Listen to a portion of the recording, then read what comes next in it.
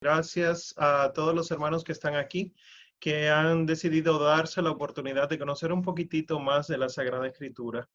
Como lo que tenemos es 14 semanas, no vamos a meternos en Biblia versículo por versículo, aclaro, para que no se hagan esa expectativa. Ahora sí, ¿qué expectativa quiero que se hagan? Como el título lo dice, la Biblia en la vida del cristiano, lo que queremos es dar pautas prácticas, o sea, verdaderamente cómo debe ser leída la Biblia, pero no en general, sino que vamos a ir por tema, hablando de cómo entender, por ejemplo, la alianza, cómo entender la copa de la salvación, cómo entender los libros que son apocalípticos, como Daniel, como Ezequiel, etcétera. Y así entonces sería más fácil para todos ustedes y nosotros en general entender lo que dice la Sagrada Escritura. Por eso entonces, aprovechando el tiempo, la dinámica que vamos a llevar normalmente, si Dios lo permite, es yo hago una exposición de unos 40, 45 minutos, o sea, el centro sería eso, y entonces luego dejamos un momento al final para poder hacer las preguntas ustedes. Recuerden que pueden ir escribiendo sus preguntas en el chat en la medida que surjan, para que entonces los anfitriones puedan ir filtrándola y ellos entonces pueden hacer la pregunta al final. Quiero entonces compartir porque es necesario que compartamos la pantalla para que sea un poquito más dinámica esta, este, esta clase. Pues mi nombre es Omar Arbaje, como ya me presentó Jerry. Soy el director del Ministerio de Formación al Amparo del Altísimo. Soy médico de profesión con una maestría en bioética y además el Señor ha permitido que estudiara filosofía y teología y doctrina social de la Iglesia. Así que desde esta realidad, dando clases a través del Ministerio de Formación y de clases de teología por la arquidiócesis y diplomados, pues hemos querido entonces acercarnos también a la Escuela de Formación San Pablo, de los cursillos de cristiandad. Ya hemos preparado un programa. Yo se lo he enviado ayer y ya los coordinadores de todo esto sabrán si lo quieren compartir, pero aquí les comparto el temario. ¿Qué vamos a abarcar en estas 14 semanas? Primero, ¿qué es la Biblia y cómo leerla? Eso será hoy. A lo largo del curso iremos dando las pautas para cada bloque, pero hoy vamos a hacer una especie de introducción general, práctica y una manera de entenderla. Luego entonces hablaremos del Antiguo Testamento.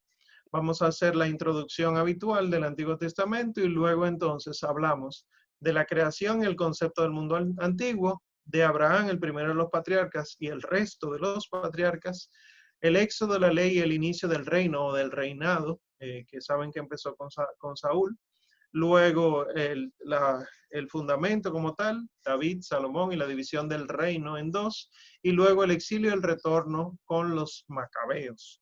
Y luego entonces pasaríamos al Nuevo Testamento, que con su introducción, con la encarnación del Señor y las obras de Él, sus enseñanzas, y haremos énfasis en la copa de la consumación, que es una teología muy interesante porque se repite a lo largo de la Sagrada Escritura.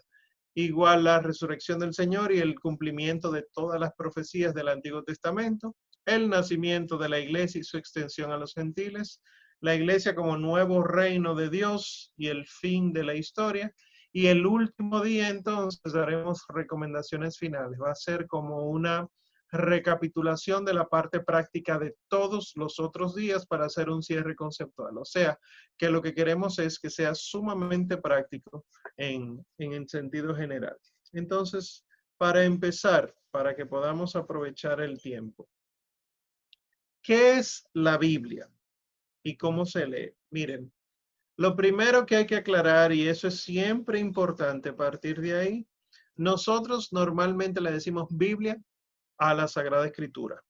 No está mal, es una manera coloquial de decirle a la Sagrada Escritura. Muchos no le decimos, pásame la Sagrada Escritura, sino la Biblia.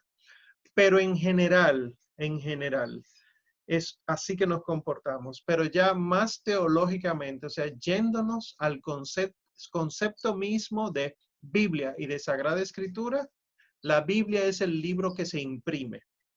Por eso ustedes tienen versiones bíblicas. La Biblia de Jerusalén, la Biblia de Navarra, la Biblia Nácar Colunga. Ven que le dicen Biblia, no le dicen Sagrada Escritura. Sagrada Escritura viene a ser el contenido de la Biblia. Entonces, la Biblia puede ser diferente, pero lo que no debería ser diferente es la Sagrada Escritura. Se supone que es siempre la misma. Sin embargo, cuando Martín Lutero, el hereje, decide sacar libros de la Biblia, decide crear Biblia conforme a su herejía, entonces surge una nueva edición de la Sagrada Escritura que es herética. Y pienso en la recomendación del Papa San Pío X cuando le preguntan, ¿qué debo hacer con una Biblia que me regala un protestante? Y el Papa le responde, si un protestante le quiere regalar una Biblia, rechácela como si fuera el mismo demonio. Y si ya usted la tiene, quémela. ¿Por qué? Porque se supone que la escritura es una sola. Sin embargo, decir que no, decir que hay diferentes tipos de Sagrada Escritura, que hay quienes tienen más, que hay quienes tienen menos, es contradecir la misma palabra de Dios. Entonces, ¿qué debemos entender sobre la Biblia? Y esto no es solo para la Biblia, pero esto sí lo haremos hoy. La revelación es Dios. Dios no nos deja ver algo de Él, sino que se revela Él. Eso es lo que se conoce como revelación. Y la revelación de Dios o la revelación de su palabra ocurre de dos maneras. O por la tradición o por la escritura. Entonces, ¿qué es lo uno y qué es lo otro? La fe se transmitió de manera oral, de manera constante, era oral que se transmitía. El Señor Jesucristo no les dijo a los 12, vayan, escriban y entréguenle lo escrito a las personas, sino vayan y hagan discípulos. El mismo Señor Jesucristo no dejó nada escrito, porque la fe se transmite de manera oral. Tradere, transmisión oral, y de ahí tradición. Piensen, por ejemplo, en el texto que les pongo ahí, segunda de Timoteo 3:14, que dice, San Pablo al obispo Timoteo, persevera en lo que aprendiste y en lo que creíste, teniendo presente de quiénes lo aprendiste. O sea, San Pablo, por ejemplo, en este caso, iba a las comunidades, duraba 3 años viviendo con ellas y no era 3 años escribiendo, sino que era 3 años compartiendo con ellos la fe. Se reunían semanal a dialogar sobre las cuestiones de la fe y San Pablo catequizarlo. Y imagínense entonces 3 años, 4 años de reunión semanal para poder entonces optar por el bautismo. Eso es lo que se conoce como tradición. Cuando San Pablo se iba de esa comunidad a fundar otra o a darle seguimiento a alguna otra comunidad, entonces recibía noticias de la comunidad anterior. Y al recibir las noticias, obviamente no podía dejar esa comunidad en la que estaba para atender la anterior, sino que le escribía. Y le escribía solo de las cosas en las que ellos se habían equivocado. Era para corregir. Eso es lo que se conoce como escritura. Estoy específicamente hablando de las cartas de Pablo. San Pablo escribe a comunidades y si ustedes se fijan, ninguna de las cartas de Pablo, excepto una, son temas completos. Vamos a hablar de la salvación. La salvación es esto, se hace así, viene así, hay que hacer aquello, lo otro. No. San Pablo dice, con respecto de la carne sacrificada a los ídolos, que me enteré que ustedes estaban haciendo eso. Se lo dice a los corintios. La carne sacrificada a los ídolos es un tema para los corintios, pero no es un tema para los gálatas, por ejemplo.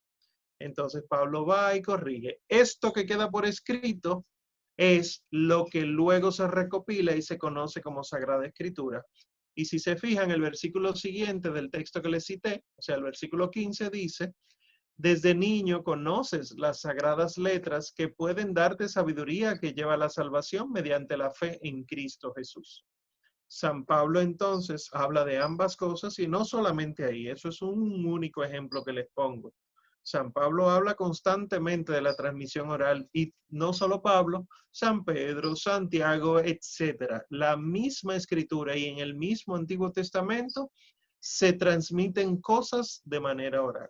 Entonces, la Biblia es lo que se dejó por escrito porque el Espíritu Santo así lo quiso de toda la fe. Entonces, la pregunta habitual es una que la iglesia responde en el Catecismo, numeral 108. Entonces, Omar, la fe no está total contenida en la Biblia. El Catecismo dice, nuestra fe no es la religión del libro. ¿Por qué? Porque si todo se transmitía de manera oral y algunas cosas de esas quedaron por escrito, entonces es la tradición que da origen a la escritura. Es la iglesia la que crea la Biblia. Esto es lógico, pero a mucha gente lo olvida, sobre todo los que empiezan a tener diálogos con los hermanos separados, que empiezan a dejarse influenciar porque ¿dónde dice la Biblia tal cosa? Y la Sagrada Escritura no dice absolutamente todo. ¿Dónde dice tu Biblia de la misa? ¿Dónde dice la Biblia del purgatorio? Y eso mismo se puede preguntar. ¿Dónde dice la Biblia Santísima Trinidad? ¿Dónde dice la Biblia redención por la sangre de Cristo? Nada de eso está textual en la Biblia. Entonces, como la Escritura fue pedida por el Papa San Dámaso I, a San Jerónimo le pidió, por favor, recopílame todo y tradúcemelo al latín. Entonces, podemos decir, eso fue en el siglo IV, podemos decir que la Biblia como tal nace en el siglo IV. O sea, la Biblia como la conocemos hoy es del siglo IV y la iglesia duró 3 siglos sin necesidad de Biblia transmitiendo la fe. ¿Qué nos narra entonces la Biblia? ¿Cuáles son los acontecimientos o las realidades de las que nos habla la Biblia? La Biblia nos habla de Dios, que sabemos que es trino y uno, y nos dice que Dios crea al hombre a su imagen y semejanza para que este hombre pueda llegar donde Dios. Esa es la intención de la salvación. El hombre llegar a Dios porque Dios lo crea a su imagen y semejanza y le da los medios para llegar a él. ¿Qué pasa? Que en ese proceso se interrumpe Satanás con la tentación, convence al ser humano y rompe el plan de salvación, lo quiebra. No hay manera de que el ser humano llegue. Y el hombre cae en una caída que podemos representar así, donde empieza a haber el odio, la matanza, el desierto, la muerte, pero que Dios mismo aprovecha todo eso y empieza a dar el decálogo, los 10 mandamientos, empieza a darles reyes, empieza a permitir que se construya un templo, que se vaya revelando, se preparando el camino, que venga nuestro Señor Jesucristo, que se otorgue el Espíritu Santo, y toda la Sagrada Escritura tiene como centro a nuestro Señor Jesucristo. Entonces, si ustedes se fijan en ese circulito que les hice, la ruptura que hace el demonio no destruye para siempre el plan de salvación, sino que impide el camino del ser humano en el plan de salvación. Y la caída es ese círculo, imagínense que empezamos a caminar dentro de él y volvemos a salir por encima justamente donde teníamos que salir porque fue donde caímos, para entonces poder acceder a Dios. Lo que narra la Biblia es lo que está en el circulito. Lo que está fuera de ese círculo no lo puede narrar la Biblia porque esa no es la intención de la Biblia. Dios nos crea perfectos, pero nuestros primeros padres pecaron y trajeron consigo la muerte y sobre ellos y sus descendientes. Eso es lo que acontece antes, al principio. Y si ustedes se fijan, esos son 3 capítulos de la Biblia. Génesis 1, 2 y 3. Punto. Y entonces, ¿el resto de la Biblia de qué trata? Pues el resto de la Biblia trata sobre cómo Dios le otorga los medios de la salvación al ser humano hasta que por nuestro Señor Jesucristo se vence la muerte y por él accedemos al triunfo de la gracia. Agarramos el capítulo 4 del Génesis y así seguimos todos y cada uno de los capítulos del resto de los libros, los 72, 73, incluyendo el Génesis, y nos damos cuenta que es siempre Dios buscando al hombre para que el hombre se convierta y vuelva donde Dios. Esto es lo que se conoce como historia de la salvación. Entonces, ¿qué creemos nosotros los católicos sobre la Biblia? ¿Por qué digo nosotros los católicos? Hay que aclararlo porque estamos nosotros mezclados con tantas cosas que mucha gente verdaderamente cree que leer una Biblia evangélica y una Biblia católica es lo mismo.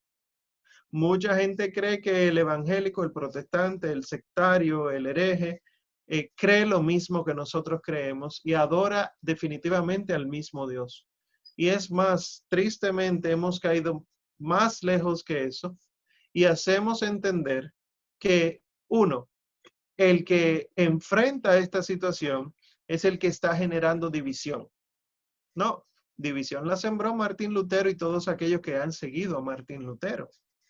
El que enfrenta la situación es aquel que busca la unidad, pero en la unidad no consiste en vamos a ponernos de acuerdo, porque la fe no es un ponerse de acuerdo, se acepta de una manera dada.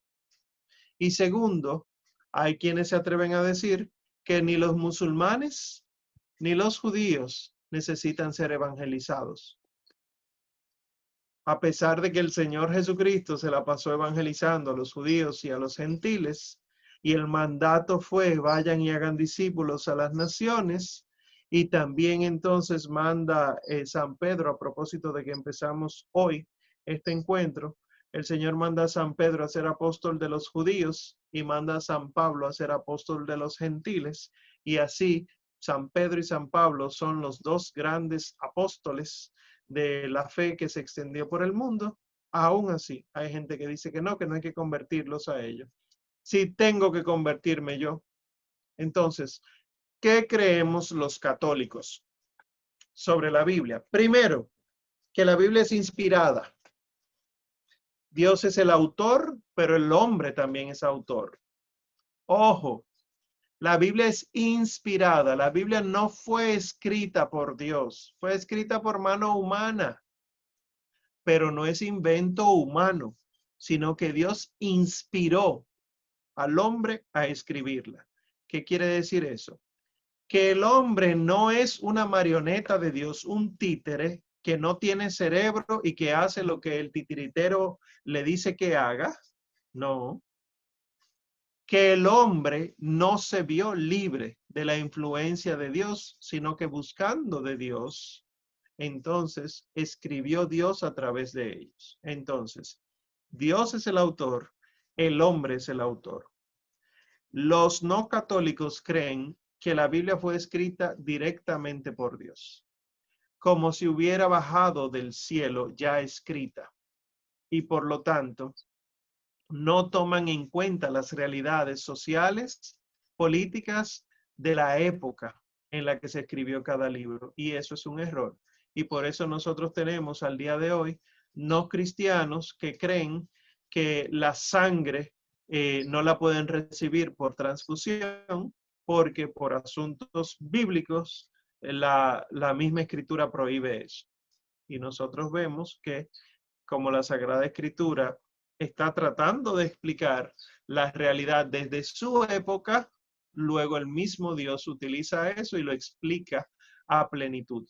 Por ejemplo, el Señor Jesucristo dijo, en otro tiempo se le dijo esto, pero yo les digo esto.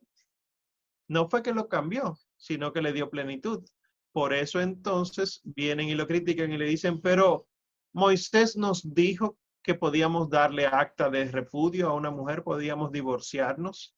Moisés fue el que lo permitió y tú eres más que Moisés. Eso no contradice lo que tú enseñas. Y el Señor Jesucristo le dijo, ¿ustedes saben por qué Moisés se lo permitió? Por lo terco que ustedes eran. Pero en un principio no era así. En un principio el hombre dejaba a su padre y a su madre y se unía a su mujer y se hacían una sola carne. Ven cómo entonces hay situaciones del Antiguo Testamento que no pueden ser leídas aisladas, sino en la totalidad de la Biblia y con nuestro Señor Jesucristo como pedagogo, con el Espíritu Santo como pedagogo. Entonces, Dios es el autor y el hombre también es el autor. Otra cosa que los católicos creemos es que la Sagrada Escritura es inerrante. ¿Cómo así? Que no yerra, que siempre enseña la verdad, que nunca contiene error en cuestiones de fe y de moral. Tú me vas a decir a mí, por ojo, diente por diente, que dice la Biblia. Tú me vas a decir a mí que cada vez que Dios mandaba matar pueblos enteros, tú me vas a decir a mí que la utilización de los esclavos, que incluso estaba prevista por Dios en el Antiguo Testamento, que nada de eso está equivocado. Y yo lo que te estoy diciendo es lo que dice la iglesia. Exactamente. ¿Por qué? Porque para nosotros poder haber llegado al concepto de libertad del hombre que tenemos ahora, tuvimos que pasar por una serie de situaciones sociales, políticas y económicas para entender que los esclavos también tienen alma. Porque la realidad que se entendía antes era que los esclavos eran una especie de seres humanos inferiores. Si Dios le revela al pueblo, los esclavos son tal cual yo soy, entonces empieza el desorden. Porque aunque Él lo dijo en el principio, hagamos al hombre a nuestra imagen y conforme a nuestra semejanza, el ser humano dejó que la muerte entrara y la concupiscencia entrara. Y entonces el ser humano crea la esclavitud. Y en la infinita paciencia y longanimidad de Dios, Él tiene que esperar a que el ser humano, guiado por las leyes naturales que Él inscribió en el corazón del hombre, sea el que cambie esas cosas. Entonces, no se equivoca la Sagrada Escritura, pero hay que leerlas en el contexto en el que fueron escritas. Tercera cosa que creemos los católicos sobre la Biblia. La Sagrada Escritura no es la totalidad de la revelación, por lo que ya dijimos, porque la Escritura viene, porque viene primero la tradición y luego viene la Escritura. O sea, la revelación se nos da oral y luego se nos da escrita. Por lo tanto, ¿en dónde dice la Biblia que podemos nosotros los católicos cuestionarnos siempre y cuando entendamos que no tiene que estar en la Biblia para ser verdadero? Que ahí es donde muchos fallamos y donde muchos nos vamos alejando de las realidades cristianas únicas como el cuerpo y la sangre de nuestro Señor Jesucristo en la Santa Eucaristía, sencillamente porque la Biblia no describe la misa. Es que no es un manual de instrucciones. De todos modos, sí hay referencia a la Santa Misa en la Sagrada Escritura por montones, y ya luego hablaremos de eso en su debido momento. Entonces, la Biblia no es la totalidad de la revelación. Y cuarto, la transmisión de la palabra de Dios revelada ha sido confiada solo a la iglesia y a su magisterio. Y aquí me detengo un momentito. Tenemos Biblias en nuestras manos, en nuestras casas. Eso está muy bien. De hecho, los santos dicen que es bueno meditarla. Pero lo que la iglesia nos dice es que no la interpretemos por cuenta propia. ¿Qué yo hacía? Yo abría al azar en medio de un problema, una dificultad. Al azar yo abría algún libro de la Biblia, ponía un dedo encima de un versículo y decía, esto es lo que quiere Dios para mí. Y el Señor no es así.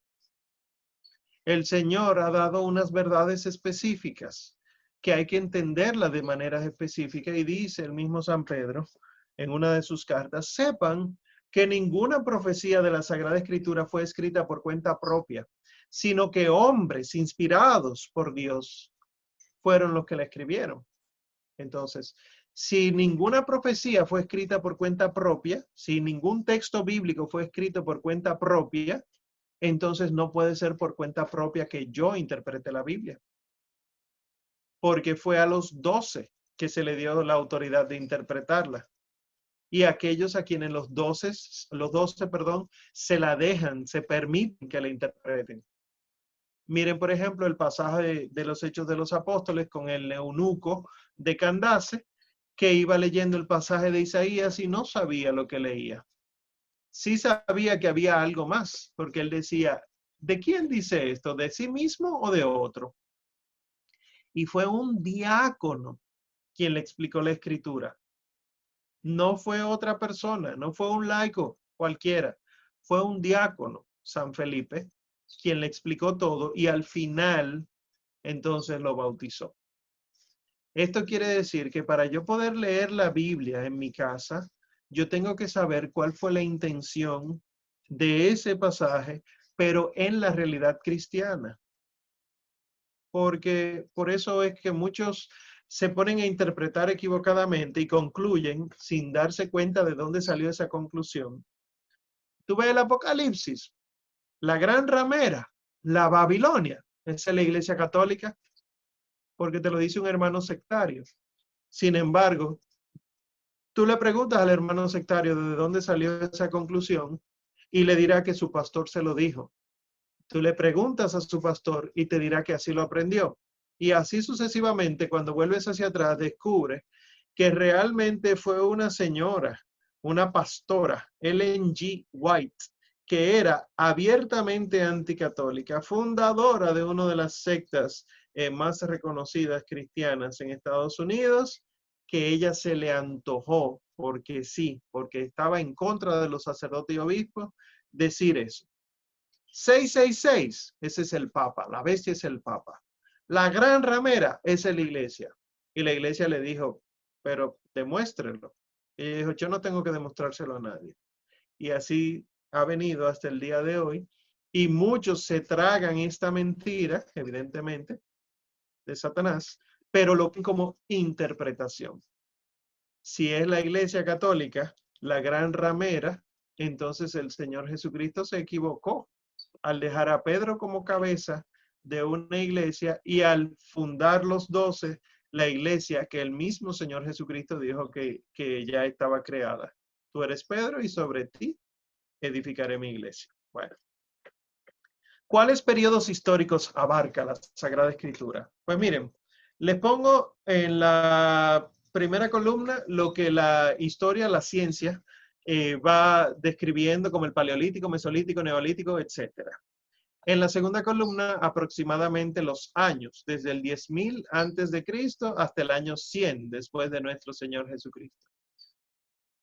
En la columna tercera, les pongo ahí quiénes son los personajes que más se destacan por los pasajes, para que tengan una idea de cuáles pasajes están en la Sagrada Escritura. Y en la columna de la derecha, entonces, el periodo bíblico.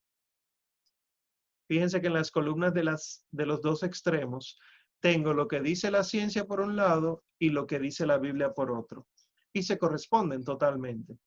Génesis del 1 al 11 corresponde desde el año 10.000 antes de Cristo, según la ciencia, ¿verdad? Que no nos podemos meter ahí porque eso, la Biblia no habla de ciencia. Desde el 10.000 antes de nuestro Señor Jesucristo hasta aproximadamente el año 2200 antes de Cristo, que es la época de bronce, la era de bronce.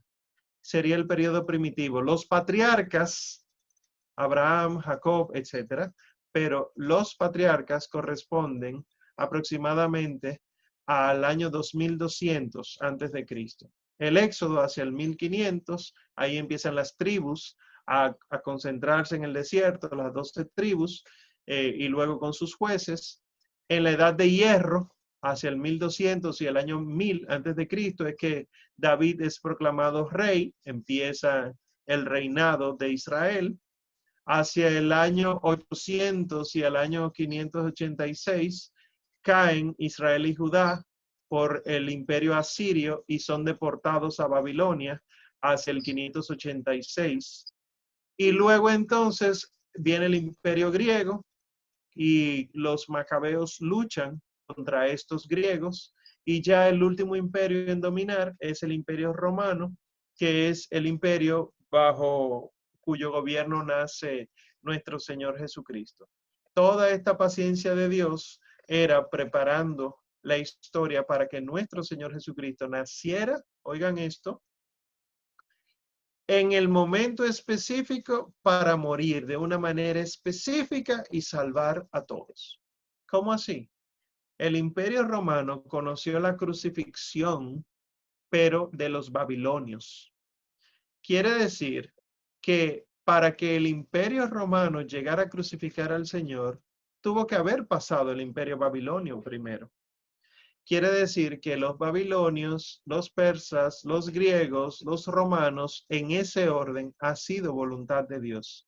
Y así entonces todos murieran, perdón, todos se encargaran de que el Señor muriera y por lo tanto todos fueran salvados. Quiere decir que tuvo que haber un periodo de destierro para que anhelaran la vuelta del Señor. Tuvo que haber un imperio que oprimiera para que ellos anhelaran un Salvador que les liberara de la salvación, etcétera. Todo eso lo vamos a aprender aquí en el curso, cómo entender verdaderamente estas cosas. Sí que hay que tomar en cuenta entonces que la Sagrada Escritura completa es literatura antigua, sagrada y religiosa. Por lo tanto, como literatura, tiene formas y técnicas que hay que conocer para poder entender el sentido. Si ustedes abren en su Biblia, por ejemplo, la carta de San Pablo a los Filipenses, verán que es una carta, o sea, está escrita en prosa, pero de repente empiezan unos versos. Ese es el himno de San Pablo a los Filipenses. Ahí es obvio porque hay prosa y luego versos. Sin embargo, cuando nosotros normalmente lo leemos de fascículos, por ejemplo, pienso la palabra entre nosotros, el rayo de luz, lo que sea. Por cierto, la palabra diaria no es católica, no lean eso. Eso es de otra secta que se llama Unity. Pero cuando lo leemos de estas ayudas que no guardan este formato que deberían guardar, lo hacen por el espacio, ¿verdad? Entonces nosotros perdemos la realidad de la Sagrada Escritura. Si nos vamos, por ejemplo, a las profecías de Isaías, vemos que hay cánticos y vemos también que hay poemas. ¿Cómo se diferencian uno de otro? Por la longitud, por la métrica. Si nosotros leemos un libro, por ejemplo, el Evangelio según San Marcos, nosotros vemos que hay una especie de quiasma, así se llama, que empieza en un lugar, hace un pico y vuelve al otro. Ese quiasma, o sea, un encuentro de ciertas descripciones, el autor bíblico la utiliza de una manera específica y uno tiene que darse cuenta. ¿Por qué? Por ejemplo, en los evangelios, ¿quiénes son los que primero reconocen a Jesús como el Señor? Los demonios. Vayan y lean los evangelios y verán que es primero lo sobrenatural maligno que reconoce que Jesús es el Señor. Después, ¿quiénes siguen? Los enfermos. Y luego, ¿quiénes siguen? El asunto es que hay un recorrido y el último en reconocer que Jesucristo es el Señor es el pagano, el soldado romano al pie de la cruz. El demonio obviamente cree en Jesús, aunque no lo acepta. El pagano no cree en Jesús. Y el Señor Jesús vino a revelarse a todos. Y esto lo vemos, por ejemplo, en los evangelios con este estilo quiasmático. Eso hay que tenerlo en cuenta para poder entender la Sagrada Escritura y no empezar a interpretar pasajes aislados. Eso es como literatura. Ahora, como literatura antigua, tiene cosmovisiones distintas de las actuales. ¿Cómo así? Maneras de entender el mundo, el universo diferente. Antes de que se descubriera la penicilina, la mayoría de la gente entendía que el que se enfermaba se moría. se descubrió la penicilina, que probablemente haya entre ustedes personas que hayan participado, vivido en ese momento de la época, porque no crean que hace mucho, ¿eh? Y sabrán que solamente estaba en un lugar del pueblo, que había que mandarla, que era inyectada totalmente, que era pesadísima, etcétera. Hasta el día de hoy, entonces, que nosotros tenemos que el que se le daba una papera se moría, ahora el que le da papera no se muere. El que le da faringoamigdalitis antes se moría normalmente, por eso había muchas muertes de niños, ahora no, ahora resolvemos con una inyección que le dura 21 días liberándose. Entonces, ¿cuál era el concepto de esa enfermedad antes de la llegada de la penicilina? Que puede ser un castigo de Dios, que es una condena, que nosotros nos portamos mal. Ahora, ¿cuál es el concepto de estas cosas? Esto es una oportunidad para que nosotros oremos a Dios. El Señor ha permitido que los médicos sean muy buenos con nosotros. Esto es lo que se conoce como cosmovisión. Entonces, las cosmovisiones son distintas. Y yo no puedo juzgar con una mentalidad del siglo XXI una realidad de 4000 años antes de Cristo, que es lo que hacen muchos modernistas, que dicen, tu Biblia, si tu Dios es tan bueno, ¿por qué mató? Es que no es un tema de Dios, es un tema del ser humano entendiendo a Dios. Eso también hay que tomarlo en cuenta. Como literatura sagrada, describe la historia de la salvación del ser humano. La Biblia no es un libro de historia, la Biblia no es un libro de recetas, que he conocido personas que han utilizado remedios que aparecen en la Sagrada Escritura y terminan entonces envenenándose. La literatura sagrada es la literatura sobre la salvación. Por lo tanto, a la Biblia hay que entenderla no para adivinar futuro, a la Biblia hay que entenderla no para saber qué es lo que está pasando con tu vida, sino cómo Dios quiere salvarte. Y por último, como literatura religiosa, vincula lo divino con lo humano sin oposición alguna, sino en el sentido de relación. O sea, la Sagrada Escritura lo que quiere mostrar es a Dios saliendo al encuentro del hombre. O sea, viene a ser el advenimiento de Dios y el éxodo del hombre. Tuvo Dios que, sin hacer alarde de su condición divina, tomar la condición de esclavo y bajar y hacerse uno de tantos, para que nosotros pudiéramos ir donde Él y encontrarnos con Él.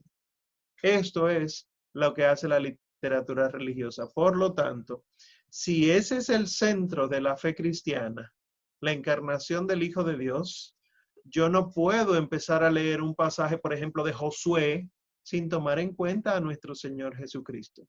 Y por eso, una pregunta habitual que la gente tiene es, ¿por dónde se empieza a leer la Biblia?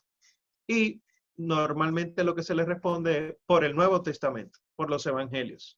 Claro que sí. Por ahí es que hay que hacerlo. Pero si ya tienes formación, si ya tú tienes catequesis, si tú tienes una comunidad que te guía, un sacerdote del cual tú te dejas guiar, entonces se puede empezar por el Génesis si tiene quien te vaya explicando todas estas cosas, pero siempre teniendo en la mente a nuestro Señor Jesucristo. Nosotros vemos también algo muy curioso que hay que tomar en cuenta cuando se está estudiando la Sagrada Escritura, y es que nosotros vemos alianzas o testamentos. Nosotros vemos dos grandes testamentos en la Biblia, Antiguo Testamento y Nuevo Testamento, pero en realidad hay varias alianzas. Se hicieron 7 grandes alianzas. Ustedes conocen la más famosa, que fue la que se hizo con Abraham. Pero los cursillistas están clarísimos de que antes de la alianza con Abraham se hizo la alianza con Noé por medio del arco iris. Pero no son esas únicas dos. Adán hizo su alianza con Yahvé cuando Yahvé le dijo, guarda el sábado. Entonces, Adán, en su papel de esposo, a través del matrimonio, el signo de la alianza es el Shabbat, que sería el descanso, no el sábado como día séptimo. Lamentablemente, los adventistas piensan que es literal. El sábado, guardar el descanso. Noé, como padre de familia, en la forma de su casa, o sea, él y su esposa, sus hijos y sus respectivas esposas, o sea, la casa de Noé, reciben el signo de la alianza por medio del arco iris. Abraham, como jefe de la tribu, recibe la alianza con el signo de la circuncisión, pero también, por ejemplo, Moisés tiene una alianza marcada por la Pascua, él siendo juez y legislador de la nación de Dios. Y David hace su alianza, más bien Dios hace su alianza con David, haciéndolo rey y dándole reino desde el trono. Y ese trono no acabará nunca. Y la sexta alianza, que no es la definitiva, pero sí es preparación para la definitiva, la hizo nuestro Señor Jesucristo como sumo sacerdote en la forma de la Iglesia Católica por medio de los sacramentos, especialmente la Eucaristía.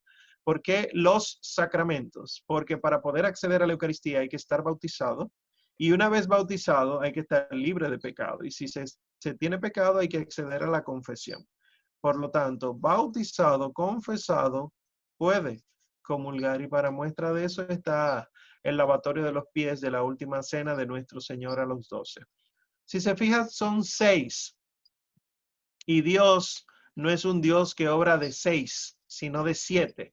Entonces falta la última y definitiva alianza, que es morir nosotros la muerte del Redentor para que viva la vida misma en nosotros, y entonces pasaríamos a la última y definitiva alianza. Sería la séptima alianza, que también la aprenderemos aquí.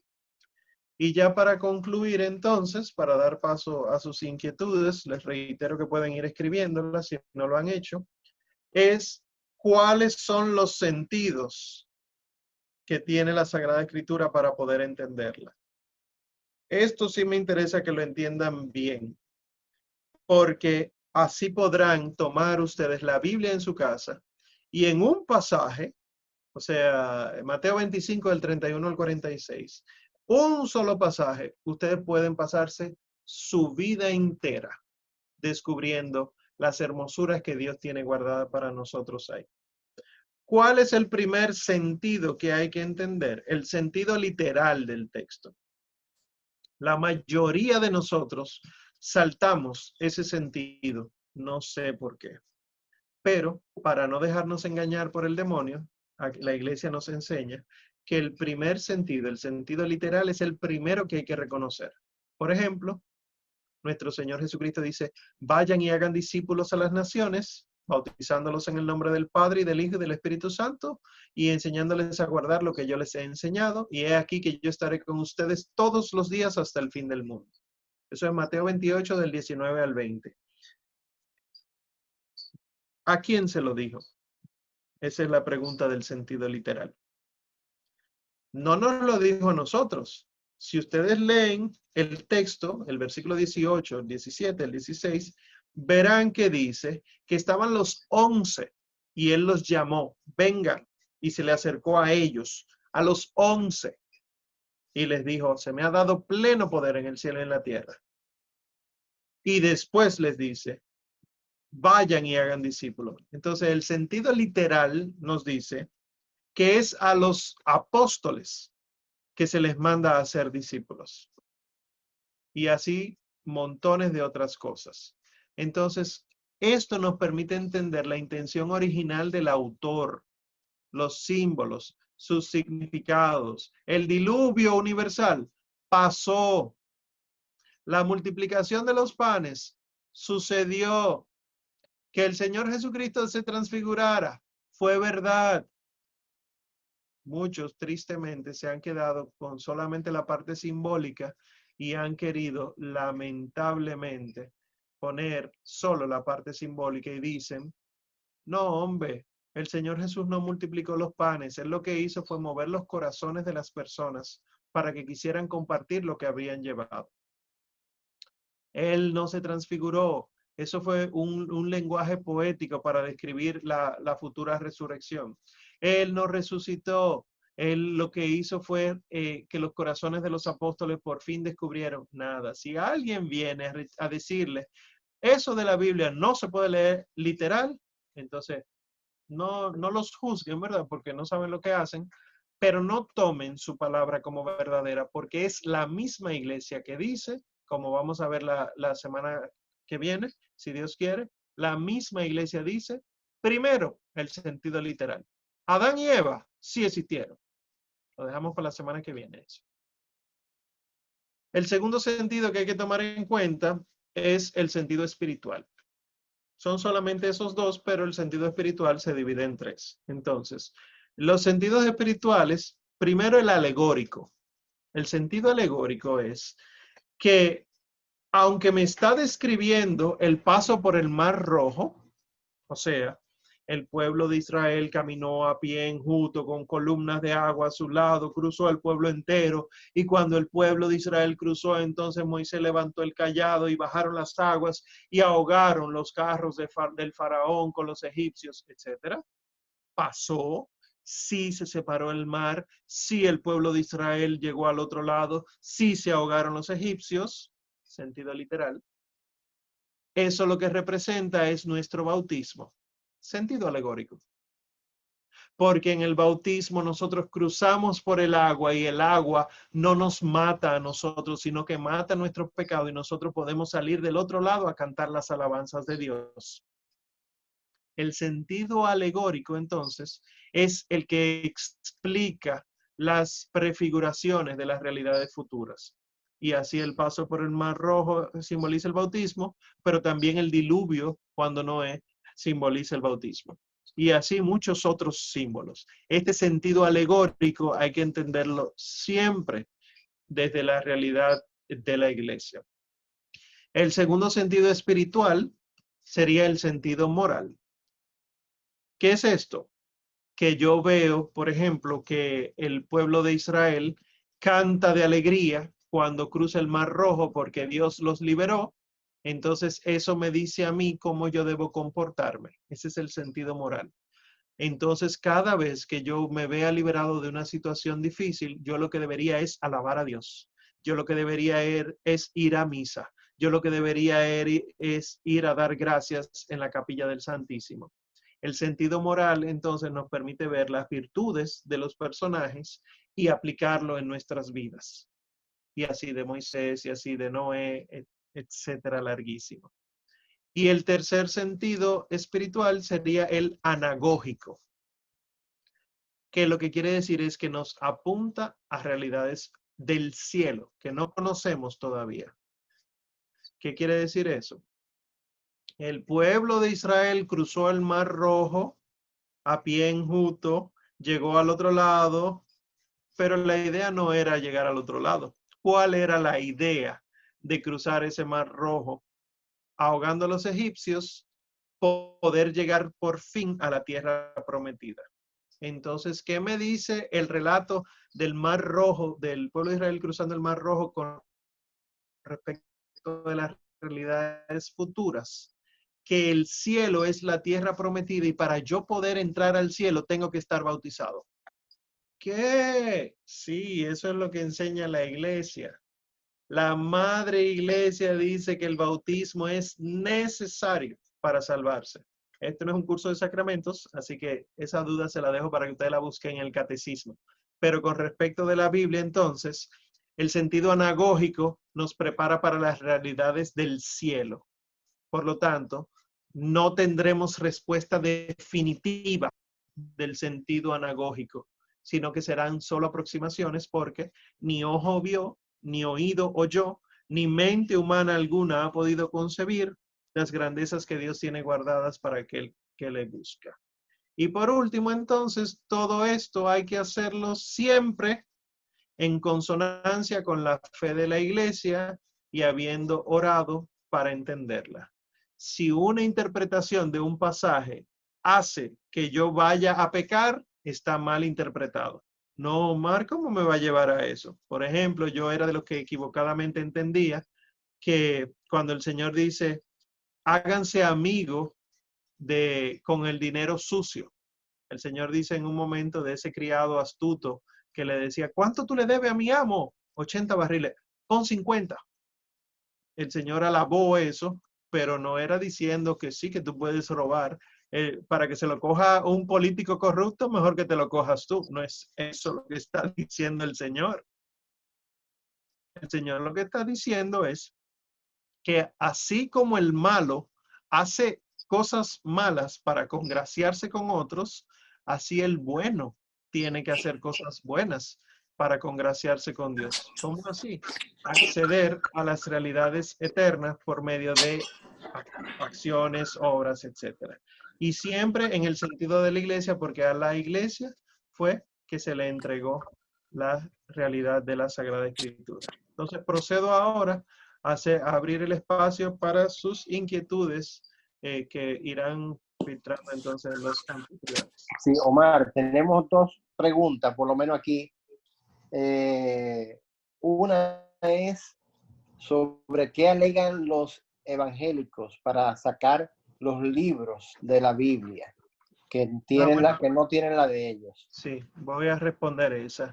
Miren, esos libros, los teólogos protestantes le han llamado deuterocanónicos, y son 7 libros. Y lo que alegan fue lo que alegó Martín Lutero, que cuando él cogió la Biblia, estamos hablando siglo XVI, él tomó la Biblia y dijo, pero ven acá, ¿por qué nosotros estamos usando una Biblia que tiene el Antiguo Testamento en griego y no en hebreo, si los israelitas hablan hebreo, no griego?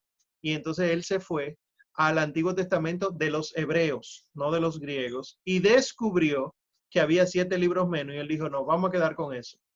Pero Martín Lutero, por necio, cayó en esa herejía porque cuando nuestro Señor Jesucristo caminaba en la tierra, el Antiguo Testamento, que todavía no se llamaba así, el Antiguo Testamento que se usaba era el griego. Por eso ustedes ven que nuestro Señor Jesucristo hablaba en los evangelios en griego, y que luego de la destrucción del templo de Jerusalén, después de la muerte y resurrección del Señor, o sea, en el año 70, se destruye el templo de Jerusalén, los romanos lo destruyen, los judíos salen corriendo y como maldad para los cristianos le dicen, vamos nosotros a quedarnos con estos libros y vamos a sacar esos que ellos usan. Y fueron los judíos como rechazo a los cristianos que sacaron 7 libros de su canon. Y eso es lo que se conoce como Biblia hebrea. Lutero creía que estaba haciendo algo bueno, supongo, pero como él también estaba rechazando la iglesia, rechazando al Papa, etcétera, se quedó lamentablemente con el canon hebreo, y de ahí en adelante empieza el chisme de que fueron los católicos los que le agregaron 7 libros a la Biblia, y la realidad es que no, que en el Nuevo Testamento, solo en el Nuevo Testamento, hay más de 300 citas a esos 7 libros que ellos dicen que nosotros le agregamos. O sea que la realidad es que esa versión de los 70, versión griega, la Septuaginta también se llama, es el canon más antiguo que hay del Antiguo Testamento. Ya.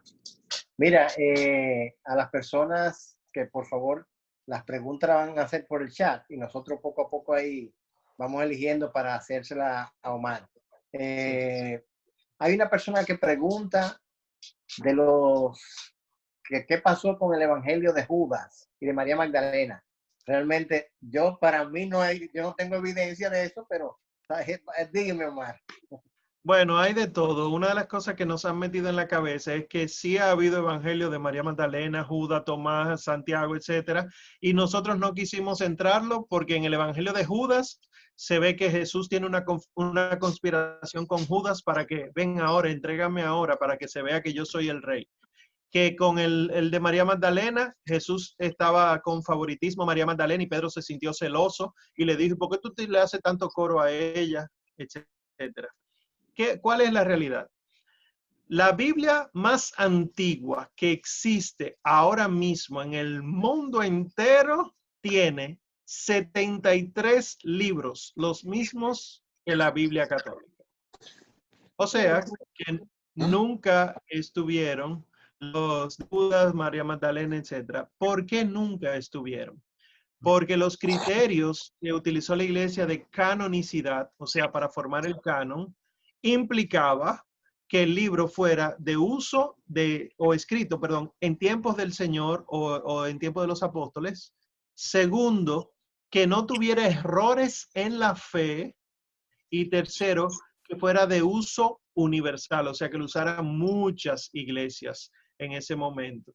Entonces, esos supuestos evangelios, que ahora se conocen como apócrifos, realmente no son canónicos porque la iglesia entendió que no cumplía con los criterios. En esos, por ejemplo, nuestro Señor Jesucristo es tan humano, tan humano, tan humano que no es nada divino y por lo tanto, si no es divino, no nos salva.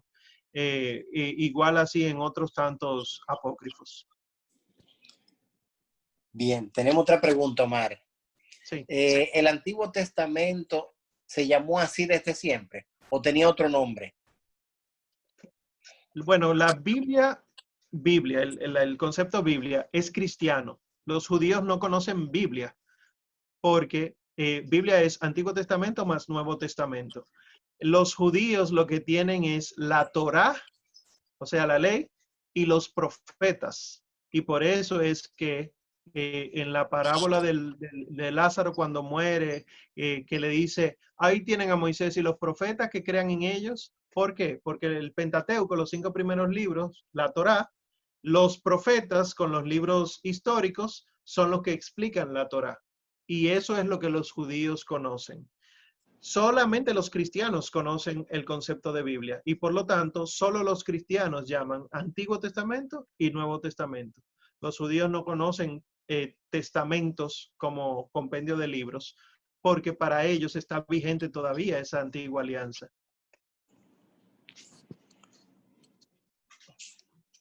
Bien, vamos a concentrar las preguntas en la Biblia, ¿no es verdad? Para no salirnos mucho del tema y caer en el tema de los sacramentos.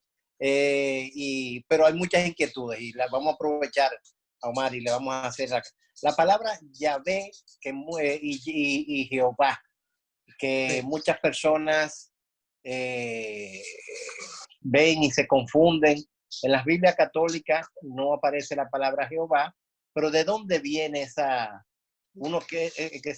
diferencia? Que uno le dice Jehová y otro Yahvé. Bueno, el hebreo antiguo no tenía vocales, solamente eran las consonantes, porque recuerden que se había inventado la escritura hacía relativamente poco. Entonces, cuando empiezan a agregarse las vocales, se le agrega a todo, excepto a la palabra Yahvé, porque estaba prohibido pronunciar esa palabra. Cada vez que el lector veía Yahvé, tenía que decir Adonai, el Señor. Entonces, ¿qué hicieron los protestantes? Cogieron las vocales de Adonai, Edonai, y se la pusieron al tetragrama YHWH. Y de ahí sale el Yehová, que ellos traducen como Jehová. Sin embargo, es incorrecto, porque tú estás juntando dos palabras. Ahora mismo no se sabe cuál es verdaderamente la manera en la que se pronunciaba Yahvé, pero lo que sí se sabe es que es mucho más probable que se pronuncie Yahvé, mucho más que Jehová. Jehová es incorrecto, Yahvé es correcto. Pero sepan, y esto es una nota aclaratoria, un asterisco, que nosotros los cristianos no llamamos a Dios Yahvé. Esa es la manera en la que se le llama en el Antiguo Testamento, como los judíos le llaman. Nosotros llamamos a Dios porque nuestro Señor Jesucristo lo reveló, Padre, Dios Padre. Bien. Bueno, hay una pregunta que creo que se sale un poco del tema de la Biblia, pero no si tú me lo permites, es sobre los bautizados, niños que son bautizados por los padres y eso, pero hay otros que no. Entonces, ¿qué pasa con esos niños que no son bautizados cuando mueren? Esa pregunta que me dice. Ya eso se sale de Biblia, pero voy a ser sumamente breve. Por favor, tratemos de quedarnos en el tema. Sí, porque si no, eso es un tema de sacramento y es más profundo Sí, para poner en contexto.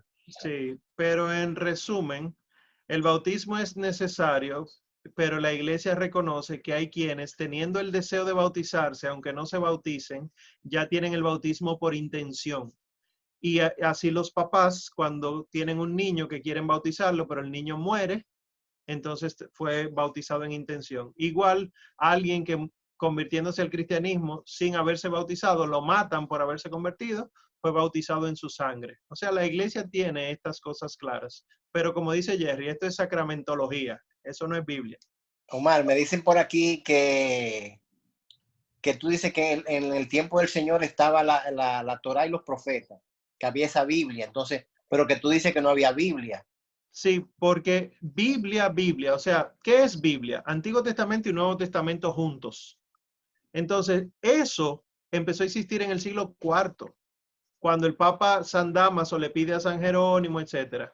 En tiempo de nuestro Señor Jesucristo, no se habían escrito las cartas de Pablo, ni el Apocalipsis, ni los Evangelios, nada de eso. Entonces, solamente existía lo que para nosotros es Antiguo Testamento. Pero eso fuimos nosotros que le pusimos ese nombre. Los judíos a eso le llaman Torá y profetas. Y por eso el Señor dice, tienen la Torá, tienen los profetas, y por eso en la transfiguración se aparecen Elías y Moisés. Moisés, que escribió la Torá, y Elías, que representa a todos los profetas. Bien, bueno, la Biblia que tú recomiendas, Omar, para leer y tener, ¿cuál es? Si es de estudio, yo normalmente recomiendo la Biblia de Jerusalén porque es más fácil de conseguir aquí en nuestro país. Pero hay otras que yo recomiendo, como la Biblia de Navarra, que es de la Universidad de Navarra, y la Biblia Nácar Colunga, son dos apellidos. Esas son las tres Biblias que yo recomiendo. Normalmente yo no recomiendo la Biblia latinoamericana porque tuvo muchos problemas en su edición hasta tal punto de que las conferencias episcopales prohibieron la impresión y la Santa Sede tuvo que revisarla. Yo normalmente no recomiendo esa Biblia por eso. Jerusalén, Navarra o Nácar Colunga. Es bueno, Omar, que le digas que muchas personas yo sé que tienen conocimiento, pero otros no. ¿Dónde pueden ellos verificar que una Biblia es católica? Bueno, ya como está la situación, no es tan sencillo. Una Biblia se supone que está aprobada por la iglesia porque cuando uno abre la tapa, uno tiene un libro y abre aquí esta primera página, ahí descubre que hay dos sellos. Uno que se llama imprimatur, que lo que significa es imprímase en latín, y otro que se llama nihil obstat, que no hay nada que obste contra la fe. Pero ¿qué pasa?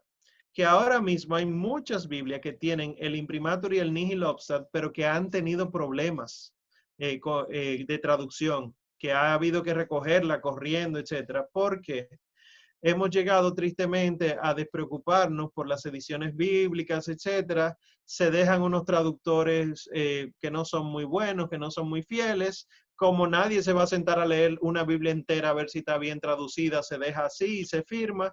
Y esto es un problema.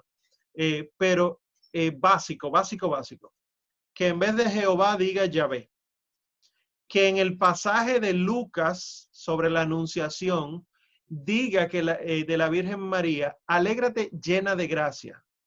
Si dice otra cosa, mujer muy favorecida, eso no es católico. Igual que tenga los 7 libros del Antiguo Testamento que los evangélicos dicen que nosotros le agregamos, que tengan esos 7 libros y que además entonces cuente con el apoyo de una gran comunidad de cristianos que la estén utilizando. Por ejemplo, la de Navarra se utiliza mucho en estudios espirituales. Usted quiere, porque tiene muy buenos comentarios de índole espiritual. Omar, ¿y el Corán? Qué tiene el Corán? ¿Cuáles son los libros? El Corán no es católico, el Ok. Corán es de los musulmanes. Nosotros no creemos en el Corán ni aceptamos el Corán. El Corán lo escribió Mahoma y lo que tiene son, en vez de versículos, se llaman suras, que son como breves frases. Y en el Corán se manda a matar a los cristianos. Así que mi consejo es que si van a estudiar el Corán, empiecen primero estudiando la Biblia y conociendo su fe para que no se dejen confundir, porque es que solo hay un Salvador, nuestro Señor Jesucristo. No vale la buena intención, vale la fe en solo Cristo. Bueno, lo que pasa es, aquí están hablando algo de liturgia, que cuál es la que recomienda, la Biblia que recomienda, que se acerca más a la liturgia de las misas. Nosotros no tenemos esa traducción porque la traducción que se hace de la Sagrada Escritura para la Santa Misa es una traducción litúrgica. Fíjense que los salmos no se parecen, lo de la liturgia, a lo que tú encuentras en tu Biblia. porque la traducción litúrgica es la que la iglesia acepta para celebrar. Y si ustedes van a los catecismos de antes, descubrirán que los papas decían, los laicos no deben no tienen por qué estar leyendo la Biblia porque la escuchan en misa diariamente y se la explican. Pero como ya tenemos acceso a la Biblia, que de todo el mundo en su casa, o una Biblia o varias Biblias, lo que la iglesia recomienda entonces es que no se deje de escuchar la Sagrada Escritura de la liturgia. No es lo mismo leer de tu Biblia que leer de la liturgia. La liturgia está preparada para que nos salvemos y por lo tanto no es igual cuando el ángel le dice en la Biblia a la Virgen María, alégrate llena de gracia, el Señor está contigo, a que cuando dice en la liturgia, el Señor es contigo. ¿Cuál es la traducción más correcta? Las dos son posibles porque el griego es así, pero la más correcta es la de la liturgia porque la liturgia tiene 2000 años ocurriendo. La Biblia tiene 2000 menos 400 años. O sea, no es que la Biblia es menos, sino, por lo que dijimos anteriormente, es la tradición la que ha generado la Biblia y no al revés. La Biblia no ha creado la iglesia, es la iglesia quien ha creado a la Biblia. Bien, la última pregunta, porque si nos llevamos, nos dan las 11 aquí, ¿no? Hay una pregunta ahí de que si Adán y Eva existían, que si eso es ficción literaria o que si en verdad existieron. La semana que viene les diremos que sí existieron. Ya. Y entraremos en detalle. Bueno, Omar, la verdad que te damos las gracias y a todas las personas que se han conectado para iniciar. Esto fue hoy nada más que como empezando a profundizar en este tema tan importante, la Biblia en la vida del cristiano. Bien, Bueno, pues, entonces, para que tú por favor haga la oración, si te es posible, para despedirnos sí, de todos. está bien. En el nombre del Padre y del Hijo y del Espíritu Santo. Amén. Gracias, Señor, por esta oportunidad y gracias por convocarnos al encuentro con las cosas santas. Te pedimos por la intercesión de San Pedro y San Pablo que nos permitas ser cada día más fieles a la Santa Madre Iglesia, que podamos nosotros entender profundamente los misterios de la Sagrada Escritura y sobre todo que con mucha humildad podamos ponerlo en práctica para poder con nuestra vida dar testimonio a los demás. A ti, Señora Santísima, te pedimos que nos ampares y nos acojas, que nos cuides en nuestros hogares, que tu trono de la sabiduría nos inspires cosas santas para que al leer la Sagrada Escritura podamos profundizar en la sabiduría eterna y que así entonces tengamos muchas armas para defendernos de las acechanzas del maligno. Esto lo pedimos por Jesucristo nuestro Señor. Amén. El Señor nos bendiga, nos guarde de todo mal y nos lleve a la vida Amén. eterna. Buenas noches a todos y Omar, muchas gracias.